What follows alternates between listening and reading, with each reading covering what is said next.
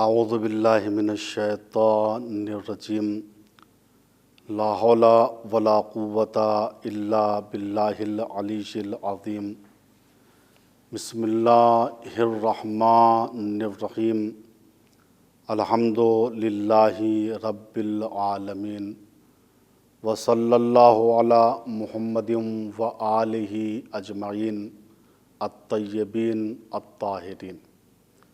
ناظرین کرام، سلام علیکم ورحمۃ اللہ وبرکاتہ۔ ہماری گفتگو اس سلسلے میں جاری اور ساری تھی کہ علم خواب کا فائدہ کیا ہے۔ میں نے عرض کیا علم خواب کا پہلا فائدہ یہ ہے کہ علم خواب کے ذریعے انسان انبیاء اور رسول کی تصدیق کرتا ہے ان چیزوں میں جو چیزیں وہ اللہ کی طرف سے لے کر آئے ہیں اور جن چیزوں کی انہوں نے بشارت دی ہے یا جن چیزوں سے انہوں نے ڈرایا ہے۔ علم خواب کا دوسرا فائدہ یہ ہے کہ انسان کو اس بات کا پتہ چل جاتا ہے کہ انسان صرف جسم کا نام نہیں ہے۔ ہمارا وجود صرف ایک جسم نہیں ہے بلکہ انسان مجموعہ ہے جسم اور روح کا۔ جس طریقے سے سونے میں جسم بستر پہ پڑا رہتا ہے اور ہماری روح نکل جاتی ہے، کبھی وہ پریشانی میں رہتی ہے، کبھی وہ آرام میں رہتی ہے، اسی طریقے سے مرنے کے بعد انسان کا جسم بستر پر پڑا رہتا ہے لیکن اس کی روح جسم سے نکل جاتی ہے۔ اگر اس کے اعمال اچھے ہوئے تو اس دنیا میں اس کو نیک اجر ملتا ہے اور اگر اس کے اعمال برے ہوئے تو اس دنیا میں اس پر عذاب ہوتا ہے۔ علم خواب کا تیسرا فائدہ یہ ہے کہ خواب کے ذریعے سے انسان کو معلوم ہو جاتا ہے کہ ہماری پوزیشن، ہماری وقعت اس دنیا میں کیسی ہے۔ اگر اس دنیا میں انسان کی وقت خراب ہے اس کے اعمال کی بدولت، تو پھر انسان اس دنیا میں خواب دیکھنے کے بعد اپنے آپ کو سدھار سکتا ہے۔ تاریخ میں اس قسم کے دسیوں واقعات ملتے ہیں کہ کسی شخص نے فعل بد کا ارادہ کیا، کسی شخص نے کسی کو فراڈ دینے کا ارادہ کیا، کسی کے ساتھ دھوکہ کرنے کا ارادہ کیا، لیکن ایک خواب دیکھا، پھر خواب کی تعبیر کسی بزرگ سے پوچھی، تعبیر جب انہوں نے بتائی تو اس کو معلوم ہو گیا کہ ہمارا کام یہ فراڈ ہے، اس کے عوض میں ہم کو جہنم میں ڈالا جا سکتا ہے، اس کے عوض میں ہمارے لیے عذاب اخروی ہے۔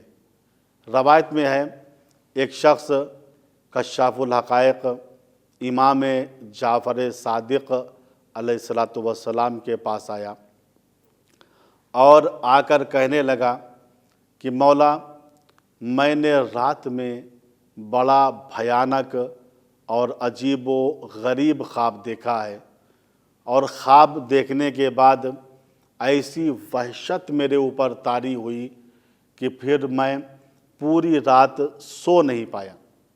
امام نے فرمایا، تو نے خواب کیا دیکھا؟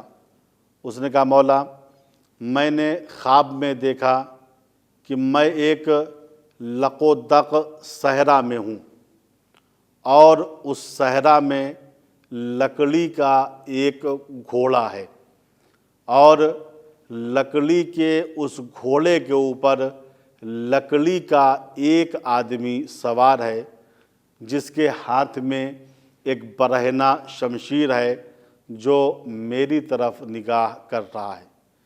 مولا، جب میں نے رات میں یہ خواب دیکھا تو اس خواب کی وحشت میرے اوپر ایسی طاری ہوئی کہ پھر میں سو نہیں پایا۔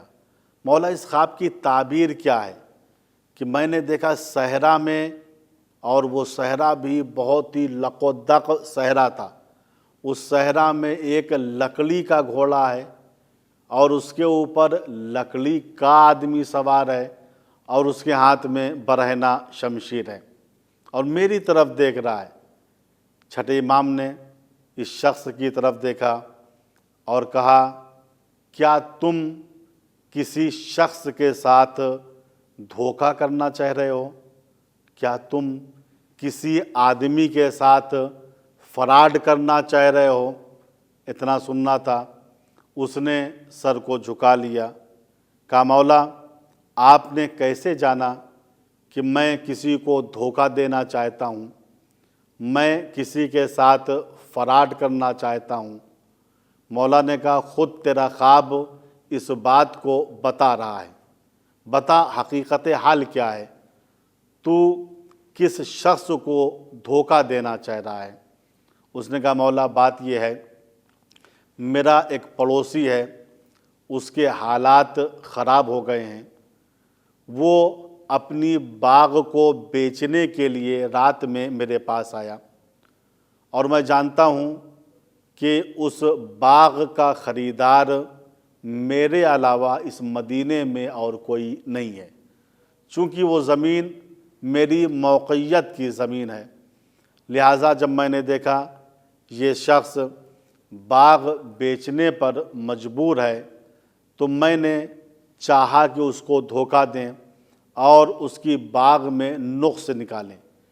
میں نے بہت سے نقص اس کی باغ میں نکال دیے، مثلا پانی کے آنے کا راستہ صحیح نہیں ہے، تمہاری باغ میں پھل بہت کم آتے ہیں، حالانکہ ایسا مولا کچھ بھی نہیں ہے، چونکہ میں چاہتا یہ تھا کہ اس کی باغ کو کم قیمت پہ میں خرید لوں۔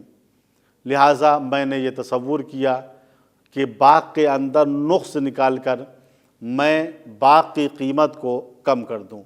یقیناً مولا آج مجھے معلوم ہو گیا کہ دھوکہ دینا اچھی چیز نہیں ہے، فراڈ کرنا اچھی چیز نہیں ہے، اور مجھے اس بات کا بھی علم ہو گیا کہ آپ کا علم ہم جیسا علم نہیں ہے، آپ کو علم خدا کی طرف سے عطا ہوا ہے، چونکہ آپ نے میرے دل کی بات کو جان لیا۔ عزیزو، حقیقت یہی ہے کہ امام ہم جیسا انسان نہیں ہوتا ہے، امام ہم جیسا بشر نہیں ہوتا ہے، بلکہ امام وہ ہوتا ہے جس کو اللہ کی طرف سے علم عطا ہوتا ہے۔ پھر امام نے اس شخص سے کہا کہ اے شخص، تو جس کو دھوکہ دینا چاہ رہا ہے، کیا وہ شخص شیعہ ہے، ہمارا چاہنے والا ہے؟ اس نے کہا، ہاں مولا، وہ شیعہ ہے، امانت دار ہے، متقی ہے، پرہیزگار ہے، آپ کا چاہنے والا ہے۔ امام نے فرمایا، فوراً اس کام سے توبہ کر لے ورنہ تیرا انجام بہت برا ہوگا۔ دیکھیے عزیزو، دھوکہ دینا، فراڈ کرنا ایک بری چیز ہے، اور اس شخص کو خواب میں یہ میسج دیا گیا کہ جو تم کام کرنے جا رہے ہو یہ کام صحیح نہیں ہے، برا ہے، باعث فساد ہے۔ اور دھوکہ دینا بالخصوص اپنے شیعوں کو، جو اپنے برادر ہیں، اپنے مستضعف لوگ ہیں، ان کے ساتھ فراڈ کرنا، دھوکہ دینا، یہ بہت ہی بری چیز ہے۔ اسی کو چھٹے امام نے دوسری جگہ اس طریقے سے فرمایا، شیعتنا رحماء بینہم، ہمارے شیعہ آپس میں ایک دوسرے پر بہت مہربان ہوتے ہیں، ایک شیعہ دوسرے شیعہ کے ساتھ فراڈ نہیں کرتا ہے، ایک شیعہ دوسرے شیعہ کے ساتھ دھوکہ نہیں کرتا ہے، ایک شیعہ دوسرے شیعہ کے مال پر ناجائز قبضہ نہیں کرتا ہے، ایک شیعہ دوسرے شیعہ کو فراڈ اور دھوکے کی ٹوپی نہیں پہناتا ہے۔ لہٰذا ہمارے شیعوں کی شناخت یہ ہے، ہمارے شیعوں کی پہچان یہ ہے، رحماء بینہم، آپس میں ایک دوسرے پر بڑے مہربان ہوتے ہیں۔ تو امام علیہ السلام نے یہاں اس خواب کی تعبیر، خواب کیا تھا؟ خواب یہ تھا کہ انسان نے دیکھا صحرا میں لکڑی کا گھوڑا ہے اور اس پر لکڑی کا آدمی سوار ہے، اس کے ہاتھ میں برہنہ تلوار ہے۔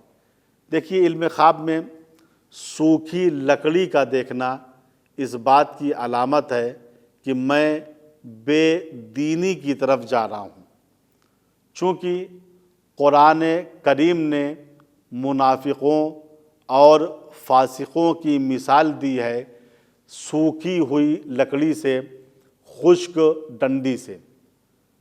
چنانچہ سورہ منافقون میں ارشاد ہو رہا ہے وَإِذَا رَأَيْتَهُمْ تُعْجِبُكَ أَجْسَامُهُمْ، اے رسول جب آپ منافقوں کو دیکھیں گے تو ان کا قیافہ، ان کی ظاہری حیات آپ کو تعجب میں ڈال دے گی۔ یہ بھلا منافق ہو سکتے ہیں؟ داڑھی اتنی لمبی ہے، پوشاک اتنا سادہ ہے۔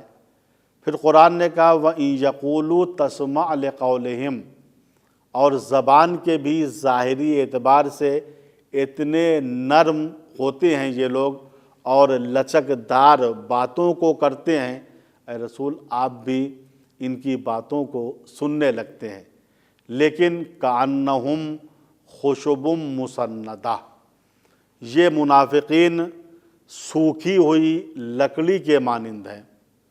سوکھی ہوئی لکڑی کے مانند ہے، اس کی مثال میں اس طریقے سے دوں کہ اگر کسی سوکھی ہوئی لکڑی کو، کسی لاٹھی کو، کسی ڈنڈے کو دیوار سے لگا کر کھڑا کر دیا جائے تو ہوتا یہ ہے کہ یہ لاٹھی اوپر سے دیوار سے ملی ہوئی رہتی ہے، لیکن جتنا آپ اس کی تہ میں آئیں گے آپ دیکھیں گے یہ لاٹھی دیوار سے دور ہوتی چلی جاتی ہے، یعنی اوپر سے دیوار سے متصل ہے، اور اگر آپ اس کی تہ میں جائیے گا تو دیکھیے گا کہ یہ دیوار سے بہت دور ہو چکی ہے۔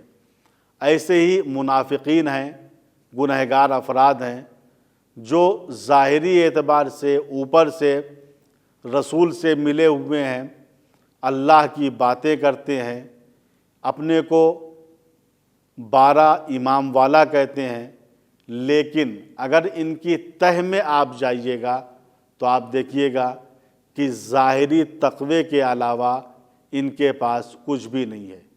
جو ایسے چاپلوس قسم کے افراد ہیں، منافق صفت افراد ہیں، ان کی مثال قرآن نے دی کأنہم خشب مسندہ، یہ ایسی سوکھی ہوئی لکڑی ہیں جن کو دیوار سے لگا دیا گیا ہے۔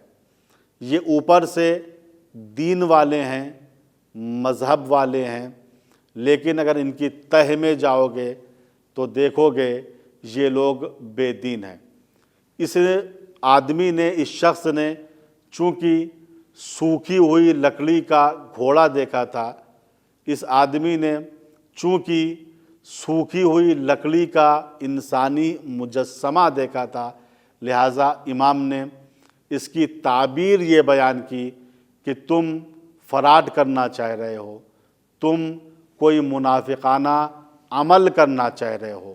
لہٰذا علم خواب کے ذریعے کبھی انسان کو اس بات کا میسج دیا جاتا ہے کہ جو کام تم کرنے جا رہے ہو وہ کام اچھا نہیں ہے، لہٰذا اس کام کا انجام بھی برا ہوگا۔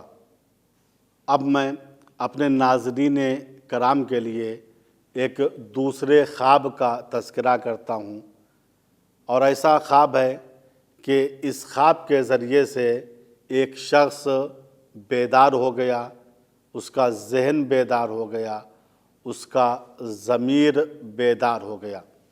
مالک ابن دینار یہ ابتدا میں نہایت ہی شقی القلب انسان تھا، شرابی تھا، کبابی تھا، بددیانت تھا، لیکن ایک خواب کی بنیاد پر اس نے اپنی اصلاح کر لی۔ ایک خواب اس کی غفلت سے بیداری کا سبب بن گیا۔ تفسیر روح البیان ایک اہم تفسیر ہے۔ اس کے اندر مالک ابن دینار کے واقعے کو خود اس کی زبان سے اس طریقے سے بیان کیا گیا ہے۔ مالک ابن دینار سے پوچھا گیا کہ ابتدا میں تو تم اچھے انسان نہیں تھے، شرابی تھے، کبابی تھے، نماز کی زیادہ رعایت نہیں کرتے تھے، لیکن اچانک تمہارے اندر یہ تحول اور تغیر کیسے آ گیا کہ تم اتنے دیندار ہو گئے کہ دن میں روزہ رہتے ہو، رات میں اللہ کی عبادت میں مصروف رہتے ہو۔ مالک ابن دینار نے کہا میں ایک خواب کے ذریعے اس منزل پہ پہنچا ہوں، میرے ایک خواب نے مجھے بیدار کر دیا۔ کہا گیا وہ آپ کا خواب کیا تھا جو آپ کی بیداری کا سبب بنا؟ مالک ابن دینار نے خود اپنی زبان سے اپنے خواب کو اس طریقے سے بیان کیا۔ اصل میں پہلے ایک فاسق و فاجر انسان تھا، میں شرعی امور کی رعایت نہیں کرتا تھا، میں خدا، رسول اور آخرت سے غافل تھا۔ میں بازار گیا، بازار سے میں نے ایک کنیز خریدی۔ کچھ دنوں کے بعد اللہ نے مجھے صاحب اولاد کر دیا، ایک بچی اس دنیا میں متولد ہوئی۔ میں اپنی اس بچی سے بہت پیار کرتا تھا، بہت محبت کرتا تھا، چونکہ اس دنیا میں اس بچی کے علاوہ میرے پاس کوئی اور بیٹا یا کوئی اور بیٹی نہیں تھی۔ لیکن وہ بچی جب 2 سال کی ہوئی اور میری نظروں میں بہت زیادہ پیاری ہو گئی تو وہ مجھے شراب نہیں پینے دیتی تھی۔ جب میں شراب کی بوتل کو اٹھاتا تھا تو وہ اس کو میرے دامن پہ پھینک دیا کرتی تھی، لیکن میں چونکہ بچی کو زیادہ چاہتا تھا لہٰذا اس کو اذیت نہیں کرتا تھا، اس کو منع نہیں کرتا تھا۔ زمانہ گزر رہا تھا کہ اچانک یہ بچی فوت ہو گئی، مر گئی۔ جب یہ بچی مر گئی تو میرا قلق اور بڑھ گیا، میرا درد اور زیادہ ہو گیا اور میں زیادہ مست رہنے لگا، یہاں تک کہ 15 ماہ شعبان کی تاریخ تھی۔ شام کے وقت میں نے شرب خمر کیا اور سو گیا، یہاں تک کہ میری نماز عشاء بھی قضا ہو گئی۔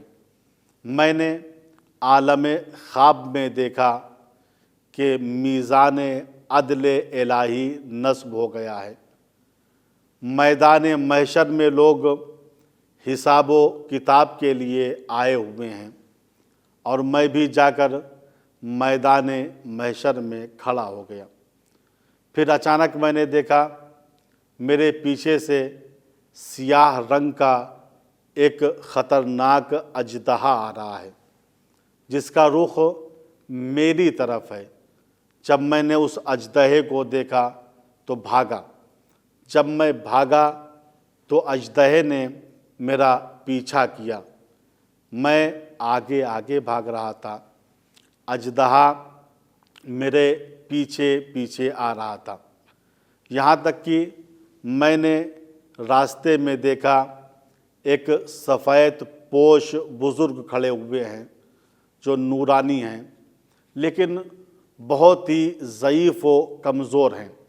میں نے ان سے مدد چاہی اور کہا کہ اے نورانی شخص اے سفید پوش اس اژدہے سے مجھ کو نجات دلا دے۔ ایک مرتبہ جیسے ہی اس سفید پوش نورانی شخص نے یہ سنا تو وہ گریہ کرنے لگا، وہ رونے لگا، کہا معذرت چاہتا ہوں اے مالک ابن دینار، میں بہت ہی کمزور ہوں، بہت ہی ضعیف و ناتواں ہوں، میں اس اژدہے سے تم کو نہیں بچا سکتا۔ جب مالک ابن دینار نے دیکھا یہ شخص مجھ کو اژدہے سے نہیں بچا سکتا تو پھر اس نے بھاگنا شروع کیا۔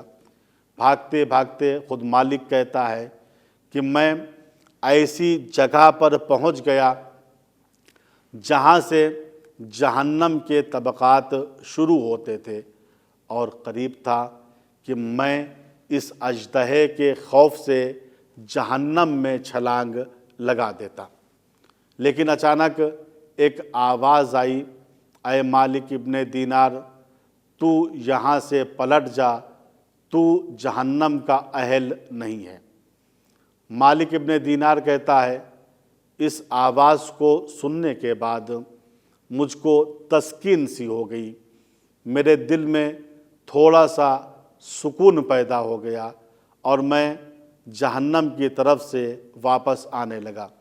ابھی میں تھوڑی دور چلا تھا، میں نے دیکھا پھر وہی سیاہ رنگ کا اژدہا میرا تعاقب کر رہا ہے۔ پھر میں نے بھاگنا شروع کر دیا۔ راستے میں میری ملاقات پھر اس سفید پوش اور نورانی شخص سے ہوئی۔ میں نے پھر اس سے کہا کیا آپ مجھ کو اس اژدہے سے نجات دے سکتے ہیں؟ وہ شخص پھر رونے لگا اور کہا میرے اندر اتنی توانائی نہیں ہے کہ میں تجھ کو اس اژدہے سے نجات دوں۔ پھر اس سفید پوش شخص نے ایک پہاڑی کی طرف اشارہ کر کے کہا جاؤ، اس پہاڑی کی طرف چلے جاؤ اور امید ہے کہ تم کو وہاں سے نجات مل جائے گی۔ مالک ابن دینار کہتا ہے اس نورانی شخص اور سفید پوش شخص کی رہنمائی پہ عمل کرتے ہوئے میں پہاڑ کی جانب چل پڑا۔ اژدہا میرے پیچھے تھا، میں اژدہے کے آگے آگے بھاگ رہا تھا۔ جب میں پہاڑی کے قریب گیا تو میں نے دیکھا وہ کوئی پہاڑی نہیں ہے بلکہ یاقوت سے بنا ہوا ایک محل ہے، اور ایسا محل جس کو زر و جواہرات سے سجایا گیا ہے۔ اس میں بہت سے حجرے بنے ہوئے ہیں، ہر حجرے میں دروازہ لگا ہوا ہے اور دروازے کے اوپر پردہ پڑا ہوا ہے، اور ایک نگہبان ہے جو نگہبانی کے فرائض کو انجام دے رہا ہے۔ جب اس نگہبان نے مجھ کو بھاگتا ہوا دیکھا اور میرے پیچھے اژدہے کو دیکھا تو اس نے زور سے کہا اے حجروں میں رہنے والے بچوں، جتنی جلدی ہو سکے باہر نکل آؤ، ایک شخص تمہاری طرف آ رہا ہے، شاید تم اس کو جانتے ہو، اسی وجہ سے اس کا رخ تمہاری طرف کیا گیا ہے، جلدی باہر آؤ اور اس شخص کو اس کے اژدہے دشمن سے نجات دو۔ مالک ابن دینار کہتا ہے بہت سے بچے ان حجروں سے باہر آئے اور میں نے دیکھا ان بچوں میں میری وہ 2 برس کی بچی بھی تھی جو مجھ سے بہت پیار کرتی تھی۔ جب اس بچی نے مجھ کو دیکھا تو مجھ کو قریب بلایا اور میرے ہاتھ کو پکڑا، اور ہاتھ کو پکڑنے کے بعد پھر اس نے اپنے دوسرے ہاتھ سے اژدہے کو اشارہ کیا کہ تو یہاں سے چلا جائے۔ اژدہا واپس چلا گیا۔ پھر مالک ابن دینار کہتا ہے بچی میری آغوش میں بیٹھ جاتی ہے اور اس نے میری داڑھی کو پکڑ کے قرآن کریم کی اس آیہ کریمہ کو پڑھا، بابا علم یعن للذین آمنوا ان تخشع قلوبہم لذکر اللہ، کیا اہل ایمان کے لیے وہ وقت نہیں آیا کہ یہ لوگ اللہ کے ذکر کے لیے اپنے دلوں کو نرم کر لیں؟ مطلب یہ تھا، بابا کیا ابھی بھی آپ کے لیے وہ وقت نہیں آیا کہ آپ خدا کی بارگاہ میں استغفار کیجئے، آپ خدا کی بارگاہ میں توبہ کیجئے؟ ایک مرتبہ مالک ابن دینار نے گھبرا کے کہا، میری دختر، میں نے دنیا میں تو تم کو قرآن نہیں پڑھایا تھا، آخر تم کو قرآن کیسے آتا ہے؟ اس دختر نے کہا، بابا ہم اس دنیا میں آنے کے بعد تمام زبانوں پہ مسلط ہو جاتے ہیں، ہم سارے علوم کو جانتے ہیں، ہم قرآن کو اہل دنیا سے بہتر سمجھتے ہیں، مفاہیم قرآن کو بھی اہل دنیا سے بہتر سمجھتے ہیں۔ مالک ابن دینار نے اپنی بیٹی سے کہا، اگر تم قرآن کو اور مفاہیم قرآن کو اہل دنیا سے بہتر سمجھتی ہو تو یہ بتاؤ کہ یہ اژدہا کیا چیز تھی جو میرا تعاقب کر رہی تھی، اور وہ نورانی سفید پوش بزرگوار کون تھا جو بار بار راستے میں مجھے مل رہا تھا؟ جب میں جہنم کی طرف بھاگ رہا تھا تب بھی اس نورانی بزرگ سے میری ملاقات ہوئی، میں نے مدد مانگی، لیکن اس نے اپنی ناتوانی کا اظہار کیا، اور جب میں طبقات جہنم سے لوٹ کے آ رہا تھا تب بھی میری اس سے ملاقات ہوئی، میں نے اس سے مدد مانگی، نصرت مانگی، لیکن پھر بھی اس نے میری نصرت نہیں کی، اور یہ کہا میں اس اژدہے کے مقابلے میں ناتوان ہوں۔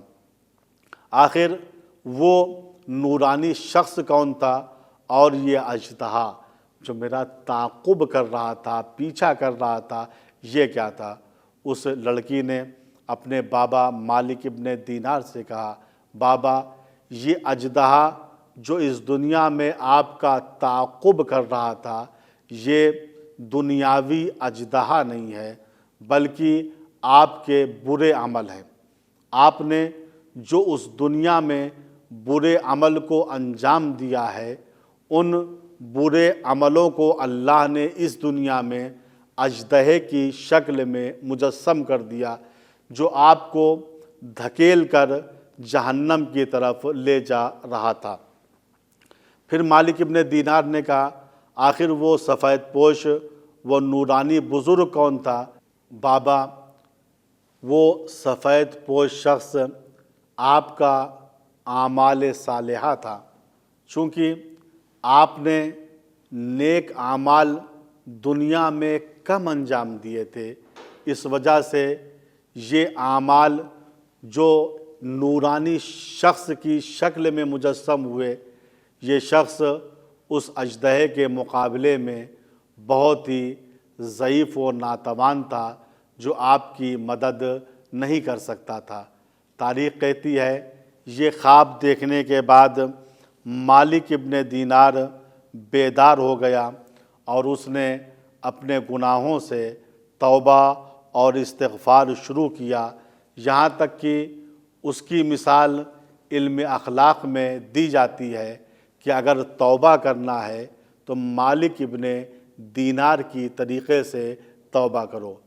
تو ہم اس سلسلے میں یہ عرض کرنا چاہتے ہیں کہ علم خواب کا اہم ترین فائدہ یہ ہے کہ کبھی ایک خواب کے ذریعے سے انسان بیدار ہو جاتا ہے، انسان خواب غفلت سے اٹھ جاتا ہے۔ صاحب قلب سلیم آیت اللہ دست غیب شیرازی شہید محراب اپنی کتاب جو علم اخلاق کی مشہور کتاب ہے قلب سلیم، اس کے اندر اس واقعے کو نقل کرنے کے بعد عرض کرتے ہیں کہ اس مالک ابن دینار کے واقعے سے چند نقطوں کی طرف ہم کو متوجہ ہونا چاہیے۔ نقطہ اول یہ ہے کہ انسان اس دنیا میں جو اعمال انجام دے رہا ہے یہ اعمال اس دنیا میں مجسم ہو جاتے ہیں۔ مجسم ہونا برے اعمال کا سانپوں کی شکل میں ہے، اژدہے کی شکل میں ہے، بچھوؤں کی شکل میں ہے، گزندہ حیوانوں کی شکل میں ہے۔ اسی طریقے سے اگر انسان کے اعمال نیک ہوتے ہیں اور انسان اس دنیا میں اعمال نیک کو انجام دیتا ہے تو یہ اعمال نیک اس دنیا میں ایک خوبصورت سفید فام نورانی شخص کی شکل میں مجسم ہو جاتے ہیں۔ اسی طریقے سے اس واقعے سے یہ نتیجہ بھی نکلتا ہے کہ اگر کسی مسلمان کا کوئی بچہ یا بچی فوت ہو گئی تو اس کا اجر و ثواب خدا کے نزدیک محفوظ رہتا ہے، اور یہ بچہ جو بچپنے میں فوت ہو گیا ہے روز قیامت اپنے باپ اور اپنی ماں کی بخشائش کا سہارا بن جائے گا۔ چنانچہ بہت سی روایات سے یہ بات ثابت ہوتی ہے کہ روز قیامت بہت سے ان بچوں کو لایا جائے گا جو بچپنے میں مر گئے ہیں، اور ان سے کہا جائے گا کہ تم سب چونکہ معصوم ہو، تم نے گناہ انجام نہیں دیا ہے اور تمہارے ماں باپ مسلمان تھے، لہٰذا اللہ کا فیصلہ تمہارے بارے میں یہ ہے کہ تم سب بغیر حساب و کتاب جنت میں داخل ہو جاؤ۔ وہ بچے جب جنت کے دروازے پہ آئیں گے تو وہاں رک جائیں گے، رونا شروع کر دیں گے۔ آواز قدرت آئے گی، اے فرشتوں ان بچوں سے پوچھو کہ آخر یہ رو کیوں رہے ہیں۔ جب بچوں سے سوال ہوگا کہ تم گریہ کیوں کر رہے ہو، تم رو کیوں رہے ہو، تو بچے کہیں گے پالنے والے یہ کون سا انصاف ہے کہ ہم دنیا میں بھی ماں باپ کی محبت سے دور رہے اور جنت میں جانے کے بعد بھی ماں باپ کا پیار نہ پائیں۔ ایسی جنت سے ہم کو کیسے سکون ملے گا جس میں نہ میری ماں ہو نہ میرے باپ ہو۔ آواز قدرت آئے گی، اے فرشتوں جاؤ اور ان کے ماں باپ کو ان بچوں کے ساتھ جنت میں داخل کر دو۔ ناظرین کرام، یہاں سے مزاج شریعت یہ ملتا ہے کہ خدا جو اپنے بندوں کے ساتھ کرتا ہے بہتر ہوتا ہے۔ یہاں سے مزاج یہ ملتا ہے کہ خدا اپنے بندوں کے ساتھ جو کچھ بھی کرتا ہے بہتر کرتا ہے۔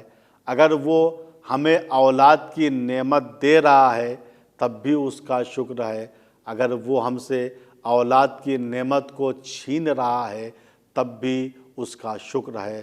والسلام علیکم ورحمۃ اللہ وبرکاتہ۔